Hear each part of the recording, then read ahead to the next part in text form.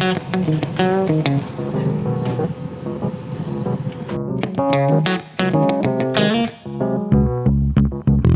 இந்த இலையை பாருங்க, இந்த இலையோட அமைப்பில் தான் நம்ம தோட்டம் இருக்குது. இப்போ இந்த இலை தான் நம்மளோட தோட்டம்னு வச்சுக்கோங்களேன். இங்கே ஒரு நரம்பு வந்து இந்த நடுநரம்பில் சேருது, இந்த நரம்பு இங்கே நடுநரம்பில் சேருது, இப்படி சேருது இல்லையா? இதை வந்து நம்ம ஒரு இன்ஸ்பிரேஷனாக எடுத்துக்கிட்டு தான் இந்த தோட்டத்தில் நம்ம இந்த வடிவமைப்பை செஞ்சுருக்கோம்.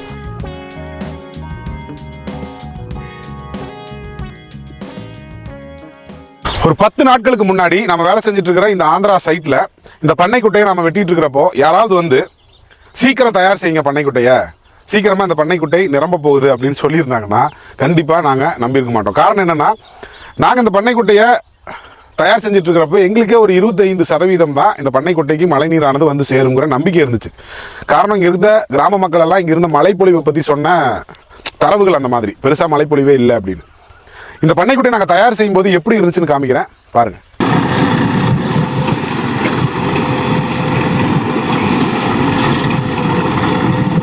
இது வந்து நிறைய மழை பெஞ்சதுன்னா இதுதான் இருக்கக்கூடிய லோயஸ்ட் பாயிண்ட், ரொம்ப தாழ்வான பகுதி. அப்போ இந்த தோட்டம் முழுக்கவே நம்ம நிறைய அகழிகளை பறித்து வச்சுருக்கோம், வரப்புகளை போட்டு வச்சுருக்கோம். மழை பெய்யும் பொழுது இந்த அகழியையும் வரப்பையும் தாண்டி வரும் இல்லைங்களா, அந்த மீதமான தண்ணி, இந்த நீர் வந்து ரொம்ப உபரியாக வரும்பொழுது இந்த தோட்டம் முழுக்கவே வந்து தண்ணி வந்து நிறைய சேகரமாகி கடைசியாக இந்த பாயிண்ட்டுக்கு தான் வரும். அதனால தான் இங்கே நம்ம இந்த நீர்த்தேக்கத்தை வந்து தயார் செஞ்சுக்கிட்டு இருக்கோம். பண்ணைக்குட்டையை தயார் செய்யும்போது இது எப்படி இருந்துச்சுன்னு பார்த்தீங்க இல்லையா? இதில் தண்ணீர் இவ்வளோ நிரம்ப போகுதுன்னு உங்களுக்கே நம்பிக்கை வரல, எங்களுக்கும் அப்படி தான். இவ்வளோ பெரிய கரை கட்டி இவ்வளோ பெரிய பண்ணைக்குட்டையை நீங்கள் தயார் செய்கிறீங்க, இதை நிரப்புற அளவுக்கு இங்கே மழைப்பொழிவு கடந்த சில வருடங்களாகவே கிடையாதுன்னு சொன்னாங்க. ஆனால் எங்களோட நம்பிக்கை எங்கே இருந்துச்சுன்னு பார்த்தீங்கன்னா, இந்த பண்ணைக்குட்டையில் இல்லை, இந்த பண்ணைக்குட்டைக்கு வெளியில் இந்த தோட்டம் முழுக்க நாங்கள் அமைச்சிருக்கிற சில வடிவமைப்புகள், அந்த வடிவமைப்புகள் மூலமாக தான் இங்கே நம்ம மழை நீரை கொண்டு வந்து சேர்க்கணும் அப்படின்னு நாங்கள் திட்டவட்டமாக முடிவெடுத்திருந்தோம். இப்போ ஒரு சில தினங்கள் பெய்த வெறும் மிதமான மழைப்பொழிவின் காரணமாக இந்த பண்ணைக்குட்டையில் இப்போ சில லட்சம் லிட்டர் தண்ணீர் நிற்குது. இதை எப்படி சாத்தியப்படுத்தணும், இதை சாத்தியப்படுத்துறதுக்காக நாங்கள் செய்த வடிவமைப்புகள் என்னென்ன, அந்த ரகசிய வடிவமைப்பு பற்றி தான் இந்த வீடியோவில் நாம் சுருக்கமாக எளிமையாக பார்க்க போகிறோம். விவசாயத்தை விரும்பும் அனைத்து நண்பர்களுக்கும் உங்கள் கோ இந்தியா கிரீன் சேனல்லேருந்து உங்கள் தீபின் அன்பான வணக்கம். இந்த வீடியோ மழை நீரை நாம் எப்படி சேமிக்க போகிறோம் அப்படிங்கிறத பற்றி தான். வாங்க வீடியோக்குள்ள போகலாம்.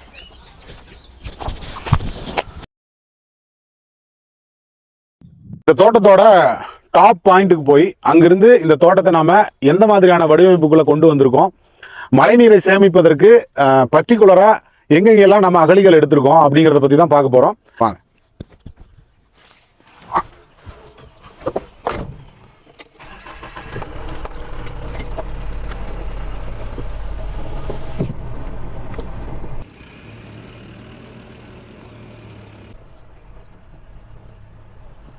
இப்போ நம்ம தோட்டத்துக்குள்ள நாம் அமைச்ச பாதையின் வழியா போய்கிட்டு இருக்கோம், சரிங்களா? இந்த பாதை கிட்டத்தட்ட ஒரு 16 அடியிலிருந்து 18 அடி அகலம் இருக்கக்கூடிய பாதை. அந்த பாதையோட ஒரு புறத்துல வந்து நம்ம பாதை முழுக்கவே அகழி எடுத்திருக்கோம். அந்த டிச்சுன்னு சொல்லுவோம் இல்லையா, 3 அடி அகலம் 3 அடி ஆழத்திற்கு அகழி எடுத்திருக்கோம். இதை பற்றியும் நம்ம காணொலி போட்டிருக்கோம், அந்த காணொலியோட லிங்கையும் டிஸ்கிரிப்ஷன்ல தரேன். இப்போ இந்த பாதையும் இந்த அகழியும் தேவையில்லாத செலவு மற்றும் நம்முடைய இடத்தை வந்து நம்ம வீணடிக்கிறோம் அப்படின்னு நீங்க நினைச்சீங்கன்னா அதுதான் தவறு. ஏன்னா இந்த பாதையும் பாதையை ஒட்டி இருக்கக்கூடிய இந்த அகழியும் தான் இந்த நிலம் முழுக்க இருக்கக்கூடிய மழைப்பொழிவை வந்து ஒன்னா சேகரம் செஞ்சு அந்த அகழியோட டவுன் பாயிண்ட்ல தான் நாம வந்து அந்த பண்ணை குட்டையை அமைச்சிருக்கோம். அப்ப என்ன நடக்குதுன்னு பாத்தீங்கன்னா, ஆங்காங்கே நம்ம அமைத்திருக்கக்கூடிய சாலையோர அகழி மூலமா இந்த தோட்டத்துக்குள்ள பெய்கிற மழை நீரை நம்ம சேகரம் செஞ்சு அந்த அகழி வழியா அந்த மழை நீரை ஓட வச்சு கடைசியா இருக்கக்கூடிய அந்த பண்ணைக்குட்டைக்கு கொண்டு போய் விட்டதாலதான் அங்க வந்து தண்ணீரானது வெறும் 3-4 நாட்கள் பெய்த மழையின் காரணமாக அவ்வளவு தண்ணீர் தேங்கி நிக்குது. இப்ப நம்ம இந்த சாலை வழியா, அதாவது இந்த பாதை வழியா இந்த உயரமான பகுதிக்கு வந்துட்டோம். இந்த உயரமான பகுதியில் நின்று இந்த தோட்டத்தோட அமைப்பு எப்படி இருக்குன்னு காமிக்கிறேன். அதோடு கூட அந்த சரிவுகளுக்கு குறுக்காக நாம் அமைத்திருக்கக்கூடிய அந்த வரப்புகளையும் வரப்போடு கூடிய அந்த அகழிகளையும் நான் உங்களுக்கு தெளிவாக காண்பிக்க போறேன். எப்படின்னு பார்க்கலாம் வாங்க.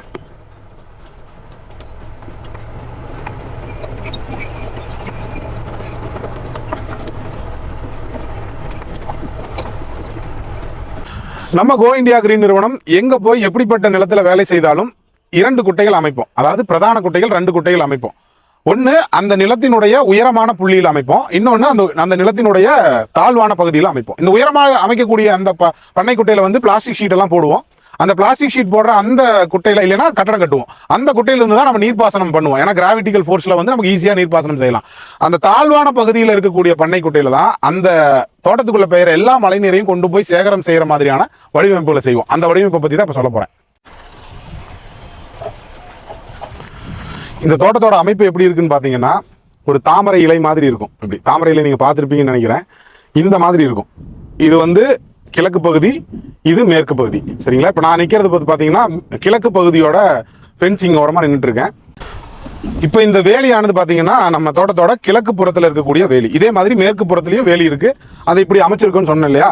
அப்போ இந்த ரெண்டு சரிவுலையும் மழை பெய்யும் பொழுது என்ன நடக்குதுன்னு பார்த்தீங்கன்னா, கிழக்குல இருந்து இந்த தோட்டத்தோட மையப்புள்ளிக்கும் மேற்குல இருந்து இந்த தோட்டத்தோட மையப்புள்ளிக்கும் தண்ணீரானது அப்படியே அடிச்சுக்கிட்டே வரும். அப்ப இந்த சரிவுகளை பயன்படுத்தி இந்த சரிவுல எங்கெங்க அகழி எடுத்து எங்கெங்க பண்டு, அதாவது வரப்புகள் கட்டினா மழைநீரை வந்து நம்ம கொண்டு வந்து அந்த மையப்புறத்துல சேர்த்தலாம் அப்படிங்கிறதுக்கான வடிவமைப்பு தான் நம்ம இந்த தோட்டத்துல பக்காவா செஞ்சிருக்கோம். அதுல ஒரு வடிவமைப்பு தான் பாத்தீங்கன்னா இந்த வேலியை ஒட்டி இருக்கக்கூடிய இந்த பாதையில் இருக்கக்கூடிய இந்த அகழி. இந்த அகழி மாதிரியே அடுத்தடுத்த பண்டுல வந்து டெரஸ் ஃபென்சிங் மாதிரி நம்ம அகழி போட்டிருக்கோம்.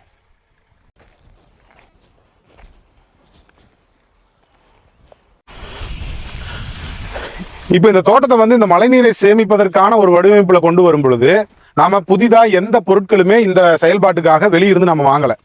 இந்த தோட்டத்துக்குள்ள நம்ம ஜேசிபியோ ஹிட்டாச்சியோ வச்சு ஒரு குழி தோன்றோம், அகழி தோன்றோம் அப்படிங்கும் போது சில இடங்கள்ல கற்கள் வரும், சில இடங்கள்ல மண் வரும். இப்போ இந்த கற்களையும் மண்ணையும் வைத்து நம்ம இங்க வரப்புகளை அமைச்சிருக்கோம். அந்த வரப்புகளை ஒட்டி நாம அகழி அமைச்சிருக்கோம். அந்த அகழியிலிருந்து எடுக்கக்கூடிய மண்ணை வந்து பாத்தீங்கன்னா நான் உங்களுக்கு முதல்ல காமிச்சேன் இல்லையா, அந்த பண்ணைக்குட்டை தாழ்வான பகுதியில் அமைச்சிருக்கோம் இல்லையா, அந்த பண்ணைக்குட்டைக்கான கரை அமைச்சிருக்கோம். நீங்க பார்க்கலாம், அது ஒரு பிரம்மாண்டமான கரை. மேல வந்து ஒரு ஹிட்டாச்சியே போற அளவுக்கு அந்த கரை அமைச்சிருக்கோம்னா அந்த கரைக்கு எவ்வளவு மண் தேவைப்பட்டிருக்கும். அந்த மண் எல்லாமே இந்த அகழியை எடுத்தோம் இல்லையா, இந்த அகழியிலிருந்து கிடைத்த மண்ணை தான் நம்ம அங்க கரைக்காக பயன்படுத்தியிருக்கோம். அப்ப என்ன நடக்குதுன்னு பாத்தீங்கன்னா, நம்ம தோட்டத்திற்குள்ள இருக்கக்கூடிய அந்த வெர்னாகுலர் டிசைன் சொல்லுவோம் இல்லையா, நம்ம தோட்டத்திலிருந்து கிடைக்கக்கூடிய எல்லா பொருட்களையும் நம்ம வந்து நல்ல முறையில பயன்படுத்தி இந்த மழைநீர் சேமிப்பதற்கான வடிவமைப்பை செஞ்சிருக்கோம்.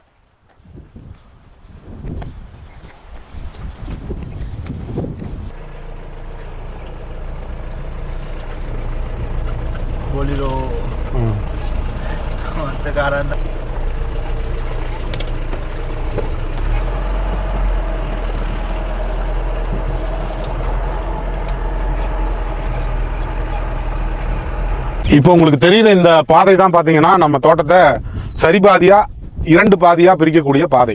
நான் சொன்ன மாதிரி இந்த அமைப்பில் இருக்குன்னு சொன்னேன் இல்லையா, இந்த பாதைக்கு இந்த பக்கம் இந்த பாதையை நோக்கிய சரிவு, அதே மாதிரி பாதைக்கு இந்த பக்கமும் பாதையை நோக்கிய சரிவு. அப்போ மழை பெய்யும் பொழுது என்னன்னு பார்த்தீங்கன்னா ஒரு தாமரை இலை மாதிரி நான் ஏற்கனவே சொன்ன மாதிரி 2 சரிவுகளில் இருந்தும் மழைநீரானது இங்க பக்கத்தில் வாங்க பாருங்க, இந்த பாதையில இந்த அகழியை நம்ம அமைச்சிருக்கோம்.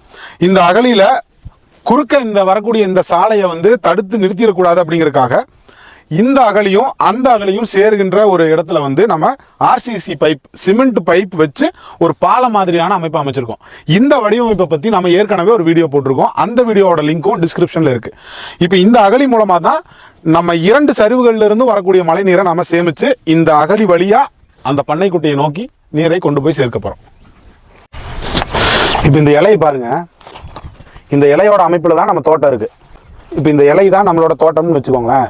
இங்க ஒரு நரம்பு வந்து இந்த நடுநரம்புல சேருது, இந்த நரம்பு இங்க நடுநரம்புல சேருது, இப்படி சேருது இல்லையா.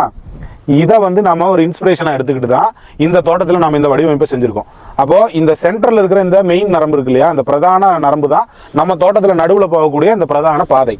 இப்போ இந்த பாதை வழியா தான் நம்ம இங்க டவுன் பாயிண்ட், இங்க தான் நம்மளுடைய பண்ணைக்குட்டை இருக்குன்னு அசியூம் பண்ணிக்கிட்டா, இப்ப இந்த பிரதான பாதையை ஒட்டி இருக்கக்கூடிய இந்த அகழியானது இந்த பண்ணைக்குட்டையை போய் சேரும். அதே மாதிரி இங்க சைடு நரம்பு வந்து இங்க சேருது இல்லையா, அதே மாதிரி இந்த சரிவுகள்ல நம்ம குறுக்க வந்து அகழிகளை வெட்டி வச்சிருக்கோம்.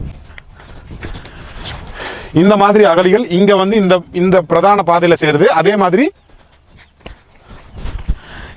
இந்த அகழி வந்து அதே மாதிரி வந்து இந்த பிரதான சாலையோட இந்த அகழியில வந்து சேருது. அப்ப இது இந்த இளைய வடிவமைப்பு மாதிரியே இந்த பிரதான அகழியோட கடைசி புள்ளி வந்து நம்மளுடைய பண்ணைக்குட்டையில போய் சேரும்.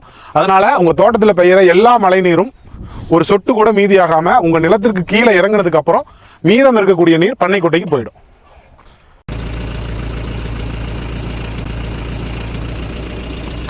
இந்த தோட்டத்தோட டைரக்ஷனை சொல்லிடுறேன் பாருங்க. இந்த தோட்டத்தில் பண்ணைக்குட்டையானது வடக்கு பக்கமா அமைஞ்சிருக்கு, சரியா. இந்த பாதை எப்படி வருதுன்னு பாத்தீங்கன்னா தெற்கு இருந்து வடக்கு நோக்கி வருது. அந்த பாதையும் அந்த பாதையை ஒட்டி இருக்கக்கூடிய அந்த அகழியும் மேற்கு சரிவிலிருந்து வரக்கூடிய நீரும் கிழக்கு சரிவிலிருந்து வரக்கூடிய நீரும் நடுவில் இருக்கக்கூடிய அந்த அகழிக்கு வந்து சேர்ந்து தெற்கு புறத்திலிருந்து வடக்கு புறம் நோக்கி வந்து இந்த ஜங்ஷன் பாக்ஸில் எல்லா நீரும் வந்து சேகரமாகி இங்கிருந்து பண்ணைக்குட்டை அந்த இடத்துல இருக்கு. இதுதான் நம்ம பார்த்த பண்ணைக்குட்டை. அதில் தான் இப்போ 40 லட்சம் லிட்டர் தண்ணீர் நிற்கிது. இதுக்குள்ள ஆர்சிசி பைப் போட்டிருக்கோம். இந்த ஆர்சிசி பைப் வழியா இந்த ரோடை கிராஸ் பண்ணி இந்த அகழி வழியா அப்படியே போய் அந்த பண்ணைக்குட்டைக்குள்ள அந்த நீரானது போய் சேர்ந்துடும். இப்போ தெரியுதா உங்களுக்கு, வெறும் 3-4 நாட்கள் பெய்த மழையில எப்படி 40 லட்சம் லிட்டர் வந்து தண்ணீர் சேமிச்சிருக்கோம் அப்படின்னு. அப்போ இந்த வடிவமைப்பெல்லாம் நீங்க செஞ்சுக்கணும். இப்போ இந்த தோட்டம் முழுக்க பெய்கிற மழை நீரை அந்த சென்டருக்கு அந்த மையப்புள்ளிக்கு கொண்டு வந்ததுக்கு அப்புறம் அங்கிருந்து இந்த பண்ணைக்குட்டைக்கு வர்ற இடம் தான் இது. நாங்கள் கொஞ்சம் அசால்ட்டாக இருக்கவும் என்ன ஆயிடுச்சு அப்படின்னா, அந்த அகழி வழியாக எல்லா மழை நீருமே வந்து இந்த இடத்த அப்படியே அரிச்சிருச்சு. கிட்டத்தட்ட நம்ம ஏற்கனவே கட்டி வச்சிருக்கிற அந்த பண்ணைக்குட்டையோட கரைகளையே வந்து உடைச்சிட்டு உள்ளே போயிடுச்சு. அப்போ இங்கே என்ன பண்ணுறோம் அப்படின்னு பார்த்தீங்கன்னா, இந்த இடத்துல ஒரு சரியான கட்டுமானத்தை அமைச்சு இங்கே நீங்கள் பார்க்குற இந்த குழிக்குள்ள அந்த மழை நீரானது சேகரமானதுக்கப்புறம் இங்கே அடுக்கி வச்சிருக்கிறோம் பார்த்தீங்களா கற்கள். இந்த கற்களுக்கு மேவி சின்ன குட்டைக்கு போகும். சின்ன குட்டை நிரம்பினதுக்கு அப்புறம் நம்ம முதல்ல பார்த்து இந்த வீடியோட ஆரம்பத்தில் பார்த்த பெரிய குட்டைக்கு அந்த தண்ணீரானது போகும். இப்போ நம்ம அப்படியே போய் அந்த பெரிய குட்டையை இந்த ஆங்கிள் இருந்து பார்த்துட்டு இந்த வீடியோவை முடிக்கலாம் வாங்க. பாருங்க, இதுதான் வந்து மீடியம் சைஸ் குட்டை. அங்கிருந்து வர்ற தண்ணி முதல்ல இருக்கிற அந்த குட்டி குட்டையில் நிரம்பி இந்த சைஸில் இருக்கிற இந்த பண்ணை குட்டையில் நிரம்பி இங்கே நீங்கள் பார்க்குற இதை நம்ம இன்னும் ஃபினிஷ் பண்ணலை, நீங்கள் பார்க்குற அந்த பாதை வழியாக அப்படியே நீர் போகும். பார்த்து நின்று ஓரமாக சரிஞ்சிடும். அப்படியே அந்த வழியாக அப்படி போயிட்டு நீங்கள் அங்கே பார்க்குற நம்மளோட மெயின் பண்ணைக்குட்டைக்கு தண்ணீரானது போய் நிரம்பிடும். இதான் நான் உங்களுக்கு முதல்ல இந்த வீடியோவோட ஆரம்பத்தில் காண்பிச்ச பண்ணைக்குட்டை. விவசாயம் செய்யணும்னு விருப்பப்படக்கூடிய நண்பர்கள் அனைவரும் வெறும் நிலத்தடி நீரை மட்டுமே நம்பி விவசாயத்தை செய்யாதீங்க, தயவு செஞ்சு செய்யாதீங்க. ஏன்னா இன்னும் சில வருடங்கள் கழித்து நிலத்தடி நீர் மட்டம் அதல பாதாளத்துக்கு போயிடும். உங்களால் விவசாயத்தை மனநிறைவுடன் செய்யவே முடியாது, மன அழுத்தம் இல்லாமல் செய்ய முடியாது. அதனால் இப்போ நீங்கள் பின்னாடி பார்த்துட்டு இருக்கிறீங்களே அந்த குட்டை, இந்த குட்டையில் நிற்கக்கூடிய நீரை நம்ம சரியாக பயன்படுத்தினோம்னா இந்த தோட்டம் முழுக்கும் நம்ம மரம் வைத்தாலும் இந்த நீரை வைத்து நம்ம சில வாரங்கள் அந்த மரத்துக்கு வந்து நம்ம நீர்ப்பாசனம் செய்து விட முடியும். ஒரு இடத்துல மழைப்பொழிவு வருது அப்படின்னா அந்த மழைப்பொழிவை வைத்தே நீங்கள் வந்து கிட்டத்தட்ட 6 to 8 மாத காலம் உங்களால் உங்கள் தோட்டத்தில் இருக்கக்கூடிய உயிரினம்னா நான் தாவரத்தையும் சேர்த்து சொல்கிறேன், எல்லாவற்றுக்கும் உங்களால் நீர் தேவைகளை பூர்த்தி செய்து கொள்ள முடியும். அதனால் உங்கள் நிலம் அளவில் சிறியதாக இருந்தாலும் சரி பெரியதாக இருந்தாலும் சரி எந்த பிரச்சனையும் இல்லை. உங்கள் நிலத்திற்கு தேவையான இந்த மாதிரியான தவிர்க்க முடியாத தவிர்க்கக்கூடாத வடிவமைப்புகளை செஞ்சுக்கிட்டீங்கன்னா உங்கள் நிலத்திலையும் இந்த மாதிரி அழகாக நீர்வளம் நிறைந்த ஒரு பண்ணைக்குட்டையை உங்களால் உருவாக்கி கொள்ள முடியும். செலவுகள் செய்வது இந்த மாதிரி செலவுகளை நீங்கள் போட்டிங்கன்னா எதிர்காலம் உங்களுக்கு நல்ல முறையில் அமைய நிறைய வாய்ப்பு இருக்குது. விவசாயம் செய்யணும்னு நிறைய பேர் விரும்புகிறோம், ஆனால் எல்லாருமே அதில் தொடர்ந்து நிலைத்து நிற்கிறோமா அப்படின்னு பார்த்தா இல்லை. அதற்கான காரணம் இந்த மாதிரியான சின்ன சின்ன வடிவமைப்புகள் பற்றிய விழிப்புணர்வு நமக்கு இல்லை. அதை நான் உங்களுக்கு சொல்கிறதுக்கு தான் நம்ம சேனல் வச்சுருக்கோம். தொடர்ந்து அதை பற்றி நம்ம காணொலிகளை போட்டுக்கிட்டே இருக்கோம். தொடர்ந்து நம்ம காணொலிகளை பார்த்துக்கிட்டே இருங்க. நிறைய பேர் சப்ஸ்கிரைப் பண்ணாமல் பார்க்குறீங்க. சப்ஸ்கிரைப் பண்ணிவிட்டு பெல் ஐக்கானை கிளிக் பண்ணிட்டு பாருங்கள். அப்போ தான் நாங்கள் போடுற எல்லா காணொலிகளும் நாங்கள் கொடுக்குற எல்லா தகவல்களும் உங்களை வந்து அடையும். விவசாயம் என்பது ஒரு தவம், விவசாயம் செய்வது என்பது ஒரு வரம். அந்த வரம் நம்ம எல்லோருக்கும் கிடைக்கணும்னு அழகான இந்த குட்டை ஓரத்தில் நின்று இறையை வேண்டி இந்த காணொலியை நான் முடிச்சுக்கிறேன். அடுத்த காணொலி வாயிலாய் உங்களை வந்து சந்திக்கும் வரை இது உங்கள் கோ இண்டியா கிரீன் சேனல். நான் உங்கள் தீப். அடுத்த காணொலியில் சந்திக்கலாம். வணக்கம்.